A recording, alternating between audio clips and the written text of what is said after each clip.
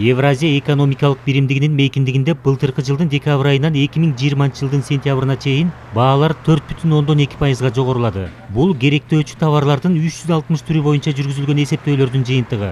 Кыргызстан менен Россиянын көрсөткүчтөрү окшош. Евразия экономикалык биримдигинин керектүү бааларындагы 2019 жылдын декабрь айынан 2020 жылдын сентябрына чейинки өзгөрүүлөр. Кыргызстанда баалар 2,9%га жогорулаган, Казакстанда 4,9%, Россияда 2,9%га көтөрүлгөн, Арменияда 1,4%га төмөндөгөн.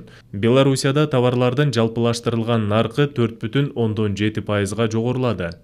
Баалардагы өзгөрүүлөргө эпидемиологиялык абал жана доллардын наркынын жогорулашы негизги себептер катары каралууда. Россия менен Казакстанды алып келсек, же Беларусьтан алып келсек, бул жерде жанакы доллардын курсунун өтө тез жогорулашы.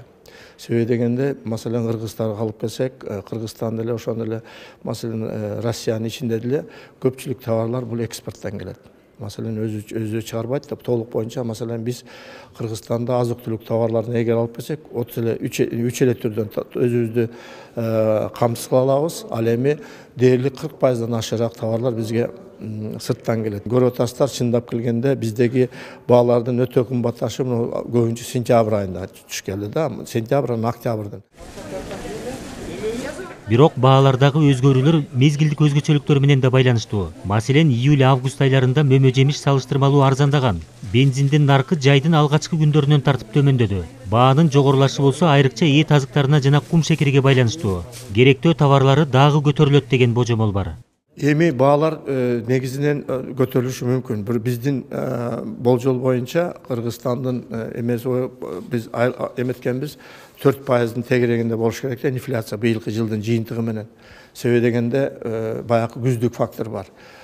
Маселен, мен айтып кетейин, мөмө жемиштер, өзгөчө мына бадыраң, помидор дегенде түгөнүп калды да. Азыркы теплицадан келет. Алардын баасы естественно жогорураак болот. Бул биринчи фактор. Экинчи фактор, жаңы жылдын алдында суроо талап көбөйдү. Товарлардын эсепке алынган 360 түрүнүн 40%-ы азык-түлүк болуп саналат. Мындан сырткары жогоруда келтирилген статистикага кызмат көрсөтүүлөрдүн наркы кошо камтылган. Калыгул Асанбаев, Азамат Жапаков, Ала Тоо 24.